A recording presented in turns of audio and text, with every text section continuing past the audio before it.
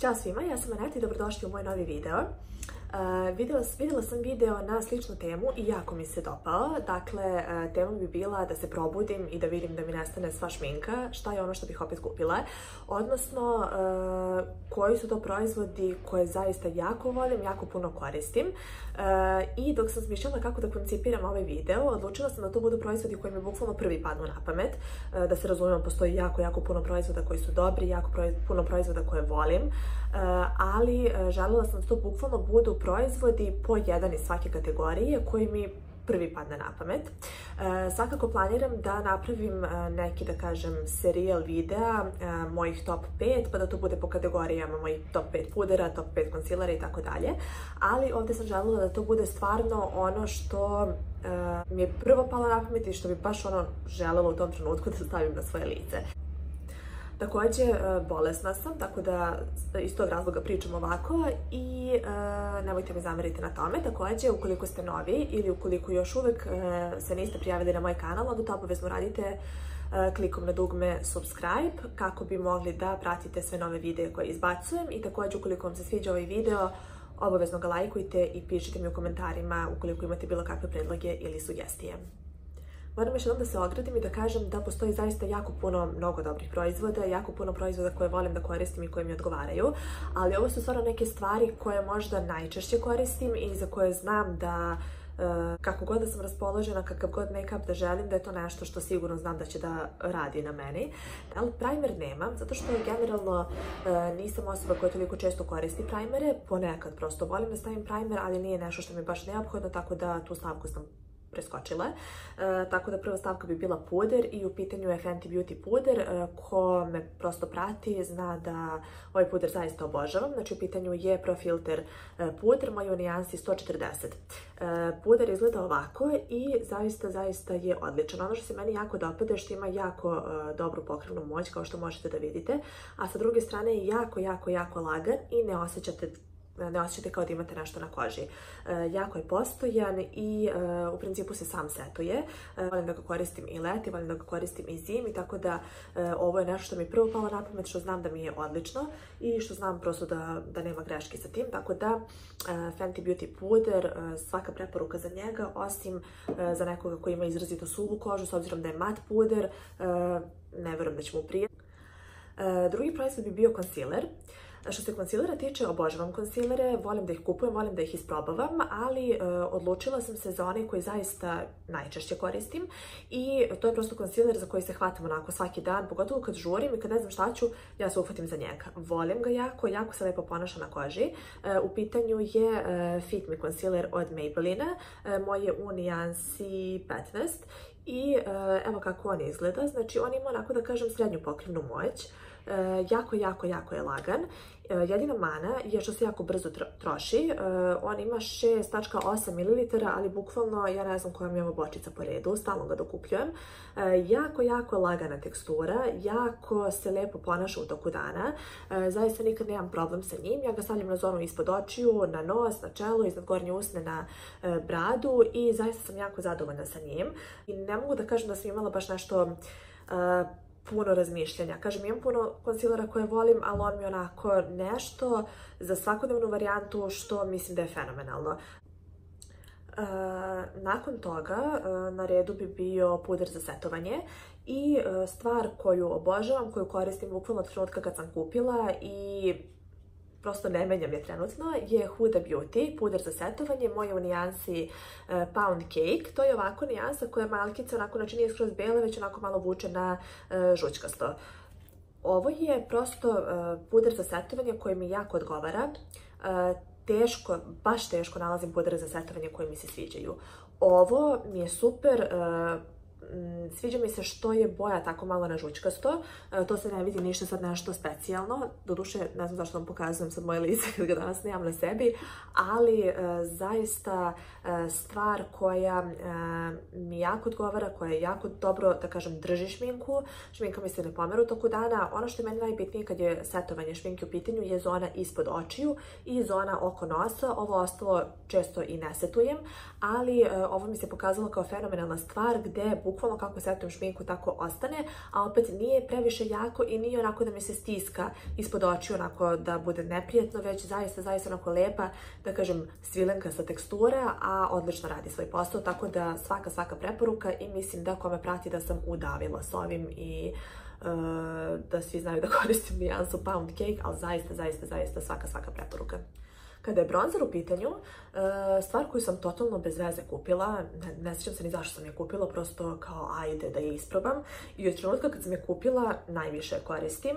Bukvalno su mi svi drugi bronzeri zanemareni. Imam bronzera koje stvarno volim još pored ovog, kao što je na primjer Fenty Beauty koji danas imam na sebi, ali ovo je stvarno nešto što sam najviše koristila i u pitanju je Master Sculpt od Maybellina. Moj je u nijansi 01 Light Medium i ovo je stvar koja kao u sebi ima bronzer i ovo je kao highlighter nikada ne koristim, ali ja generalno kada stavljam ovaj bronzer ja nekako sve to zajedno, da kažem, pomešam. Uz njega se dobije ova neka čatkica koju ja mislim da nikad niko nije koristio u životu, ali mnogo onako lepa boja. Meni je teško da nađem bronzer koji mi zaista odgovara. Mislim da možete ovdje da vidite. Generalno ne volim da mi bronzer ide na naranđasto i ne volim da mi bronzer ide mnogo na sivkasto. Mislim da ovdje možete da vidite tačno kakva je nijansa. Dosta je onako lep na dodir, lepo se blenda. Ovo je nešto što zaista kad stavim jako lepo izgleda i prosto stoji mi cijel dan onako kako sam ga nanela ujutru, tako da ovo je zaista nešto što preporučujem i što mislim da bi trebalo da isprobate. Sad ono što je jako čudno je to što sljedeće 3 stvari su MAC. Ja MAC kao brand obožavam, ali nekako uopšte nemam osjećaj da ga toliko koristim, a u stvari ga jako često i jako puno koristim, tako da kada sam počela da razmišljam o tome šta treba da izdvojim kao proizvode koje baš volim, 2 od ova 3 proizvoda su mi bukvalno prva pala na pamet, tako da sad ću i da vam pokažem.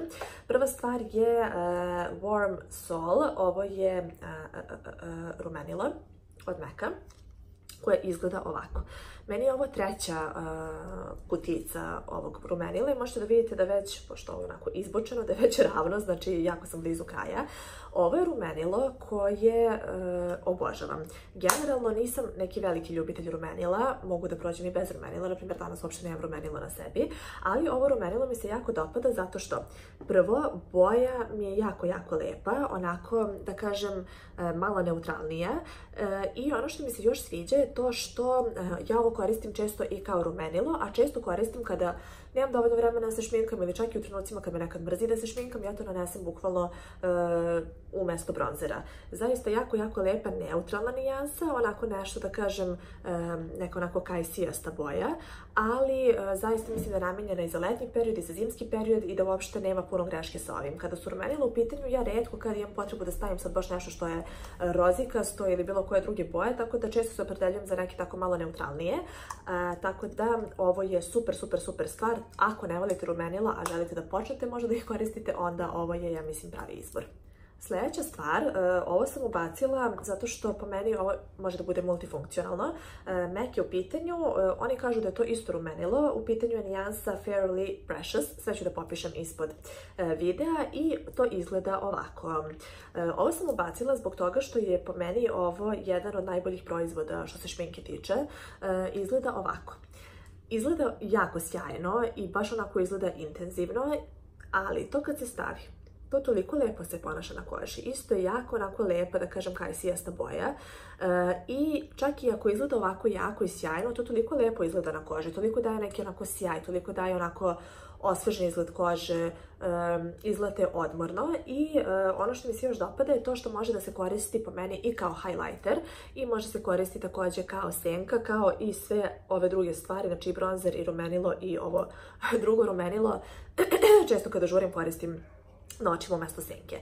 Ovo je zaista jedan od mojih najomiljenijih proizvoda kada je šminka u pitanju i to baš u ovoj nijansi. Kada sam išla da ga kupim prvi put, plašila sam se da neću znati kako da ga koristim i da će mi biti previše jako intenzivno i sjajno, međutim ovo je zaista stvar koja kad ste umorni, kada čak i nemate dovoljno vremena da se šminkate, a želite da izgledate malo onako kao da ste se potrudili, ovo je zaista pravi izbor.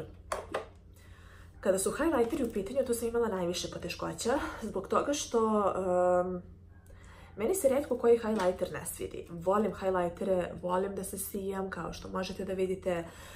Meni šminka nije šminka bez highlightera, bez obzira da li je jesen, proleće, zima, leto, šta god. Mislim da jako osvežava kožu, da daje mnogo onako lep izgled koži, da koža izgleda odmornije. Naravno može se koristiti i na jagodicama, u uglu oka, ispod obrve, znači na različitim delovima lica kako bi istakli određene tačke. Ono što me začudilo je to što pored svog razmišljanja sam opet došla do Maca i u pitanju je Soft and Gentle bronzer, bože šta mi je, highlighter. I ovo je prosto highlighter koji ja mislim da ukoliko neko hoće da kupi svoj prvi high-end highlighter, da je ovo prva stavka. Na prvi pogled on izgleda ovako kao dosta tamno i jako, međutim ovo je stvarno nešto što je baš onako neutralno. Prelepa boja, prelep intenzitet, evo kako on izgleda. I odlučila sam se za ovaj highlighter samo iz razloga što je ovo nešto, kao što sam rekla, što je dosta univerzalno, što može da se koristi uz različite make-up lookove. Mnogo lepa nijansa. Evo ovako ću malo da možete lepše da vidite. Kažem, iznenadilo me što sam se odlučila za ovo, ali to mi je sve vreme onako bilo u glavi, kao Soft and Gentle i to je to. Imam, kažem, puno highlightera koje volim, puno highlightera koje kombinujem. Ja svaki dan koristim drugi highlighter, znači zavisi od toga kako sam se našminkala i prosto šta želim da koristim u tom trenutku. Ali ako bih morala da imam jedan koji će mi biti onako univerzalan uz sve, onda bi to sigurno bio ovaj MAC Soft and Gentle koji zaista mislim da je super i da ukoliko kupujete svoj prvi highlighter koji želite da bude možda skuplji, onda je ovo super stvar. Imamo još par stvari.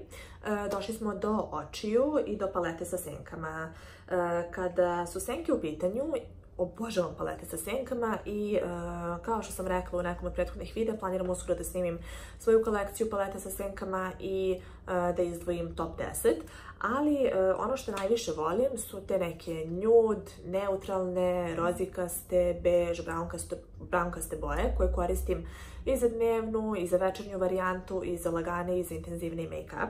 I ono što sam prosto izdvojila kao nešto što baš volim, što bi sigurno opet kupila, je Too Faced ova paletica Natural Eyes koja ima 9 senki koje ovako izgledaju i od toga su 4 mat i 5 su šimeraste senke. Ovo je zaista paleta s kojom može se postignu različiti lookovi. Već sam pričala u jednom videu o ovoj paleti, ali sad ću samo da svočujem nekoliko nijansi da bi vam pokazala kako ona izgleda. Jako intenzivna, jako pigmentovana paleta, a zaista jako laka za korišćenje. Evo ovdje ću da svočujem sve pa da vam pokažem. Mislim da možete da vidite lijepo. Zaista paleta koja je jako laka za korišćenje, s kojom mogu se postignu različiti lookovi i koja mislim da ko voli, da kažem, te malo neutralnije boje je odlična. Tako da ovo je nešto što najčešće koristim kada čak imam malkice više vremena i kada čak i želim neku šminku koja je dosta onako intenzivna i gde mi treba i čak onako više vremena da postignem neki look, onda je vrlo često ovo moj izbor. Ima puno paleta koje su drogerijskog ranga i koje su super, ali nekako to su palete, ne znam, kad su palete sa senkama u pitanju, ja mislim da čak nemam ni jednu paletu koja je drogerijska. Ja to kupim, probam i prosledim dalje i uvek se zadržavam na paleticama koje su, da kažem, high-end. Tako da, ukoliko želite neku high-end paletu koja je onako dosta neutralna i pigmentovana, savršena, onda je ovo super stvar. Ne znam koliko sam puta u ovom videu rekla super, ali zaista ja mnogo volim šminku, uživam u šminci i zaista volim da isprobavam puno stvari, ali se jako puno radujem i mislim da nema nikog srećnijeg od mene kada nađem nešto što zaista volim, što mi odgovara. Pogotovo kada nešto potrošim i treba da dokupim. To mi je onda nešto što baš volim, tako da, eto, šta ću. Kada je maskara u pitanju, ovo je maskara koju najčešće koristim u posljednje vrijeme i nju imam danas, ukoliko možete da vidite. U pitanju je Unlimited maskara od L'Oreala koja izgleda ovako. Ja mislim da svako ko prati make-up dešavanja i ovo video. Poenta je da ovo može da se pomera, sad ću da vam pokažem, znači može da se stavi ovako, može da se stavi ovako, ja retko kad sad to nešto pomeram, ali evo, četkica je ovako gumena i ono što je jako dobro, što tako lepo može da se priđe samom korenu, da se lepo izvuku trepavice, čak i za donje trepavice je odlična i to znači jako se brzo nanosi, lako se nanosi. Sad kad je maskara u pitanju, to je stvarno stvar i kako neko ima trepavice, duge, kratke, spuštene, mislim sad sve zavisi prosto i od samog oka i od trepavica, ali meni je ova maskara stvarno super i mislim da svako ko voli gumene četkice i ko voli ovakav tip četkice da će mu se jako dopasti, tako da eto, svaka preporuka za nju. I ostale su nam još 3 stvari, 2 stvari za usne i jedan setting spray. Tako da, evo ovako, prva stvar bi bila olovka za usne, u pitanju je Laura Mercier u nijansi Hazelnut Tea. Ovo je zaista prelepa jedna nijansa i kažem, ko me prati, ko je gledao neke moje videe, onda je već ovo video. Izgleda dosta tamno, ali se jako lepo prilagođava usnama. Ja sam dosta svetla, ali ovo na mojim usnama ne izgleda pretamno. Njene olovke obožavam, kremaste su, pigmentovane, baš onako jako volim, tako da kad bih morala kupim, odnosno da opet kupim iz početka jednu olovku za usne, to bi sigurno bila ova Laura Mercier. A kada je karmin u pitanju, izabrala sam ovaj Maybelline u nijansi 630, također i o njemu sam pričala puno puta. Kremast, fenomenalan, mnogo lepo miriše, puna boja i zaista je odličan. Što se tiče njega, moram samo da se ogradim. Na mojim usnama on izgleda bukvalno ovako kao na ruci. Mnogo mojih drugarica, prijateljice su kupile ovaj karmin i na njima izgleda kao da su stavile labelo. To pretpostavljam da zavisi od boje usana i od tena i od svega, ali kad sam ja u pitanju, ova boja fenomenalno izgleda i mnogo je lijepo, onako da kažem, nude, rozikasta. Ja često koristim uz ovu olovku za obrve, jako često koristim i samog i uz druge olovke, olovke za obrve, olovke za usne, tako da ovo je nešto što bi sigurno dokupila. Lepa boja, ko voli ovakve neke boje, obavezno nek pogleda Maybelline 630. I kada je setting spray u pitanju, Urban Decay All Nighter, ovo je prosto setting spray mog života. Predivno drži šminku, osjetim razliku kad ga stavim na lice i kad ga ne stavim, bukvalno mi je pri kraju. Neću da ga dokupim zbog toga što imam toliko puno novih setting sprayeva i nekih, da kažem, starih koje mi stoje i zato ih koristim svaki dan, ne bi li ih bar malo istrošila, a ne da dokupim ovaj i da opet zanemarim sve one. Ono što mi se posebno sviđa kod ovoga je način kako se raspršuje. Ja se nadam da ćete to moći da vidite, samo pošto je pri kraju. Ja ne znam da li se ovo vidi, ali iskreno se nadam da se vidi. Rasprši se bukvalno preko cijelog lica i dovoljno je 2-3 puta samo da prsnete, to toliko lijepo se rasprši, osvježi šminku i stopi sve onako te praškaste proizvode i zaista čini da moja šminka traje duže u toku dana. I razmišljala sam da li treba da ubacujem i, da kažem, četkice, beauty blendere i sve te stvari. Neću sve, ali samo nešto što bi sigurno kupila, prosto što mi treba za moje svakodnevno šminkanje. Zanemarit ćete to što je prljavo, jer šminkala sam se malo prije. Prva stvar je Huda Beauty četkice za puder. Ovo je četkica za puder koju ja koristim svaki dan. Obožavam je, ona ovako krivo, odnosno ukoso sečena i jako lepo razmazuje puder. Druga stvar bi bio Fenty Beauty Blender koji isto ovako koso sečen i on je meni generalno bolji od original Beauty Blendera, tako da za concealer, za prosto malo popravljanje pudera u toku dana, ovo zaista bi sigurno kupila. I kada su oči u pitanju, Sophie's Choice, ova četkica, ja mislim da je ovo od prirodne dlake za blendanje senke, ovo je manja, ima i veća koja izgleda ovako, ali ovu malo bih sigurno kupila zato što prosto jako često nanosim senku sa njom, tako da bi mi ovo bilo neophodno da ne bi nanosila senku prstima, jel? Tako da mislim da bi to bilo to. Tako da eto, to bi bili i proizvodi koje bi sigurno ponovo dokupila.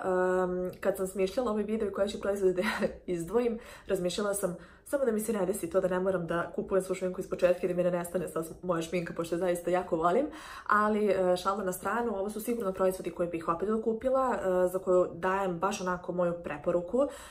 Mislim da su odlični i da vrede svakog dinara, tako da ukoliko vas zanima nešto od ovoga ili ukoliko želite da probate, onda slobodno, bez ikakve brige. To bi bilo to za ovaj video. Pišite mi u komentarima da li vam se dopada ovakav tip videa, da li postoje neki proizvodi koji su vama favoriti života, koji bi sigurno ponovo kupili i ukoliko vam se dopao video, lajkujte ga, prijavite se na moj kanal i pišite mi u komentarima slobodno bilo kakve prosto sugestije, ukoliko imate nešto da mi zamerite ili bilo šta, slobodno se pišite u komentarima i vidimo se uskoro u narednom videu. Puno pozdrava, ćao!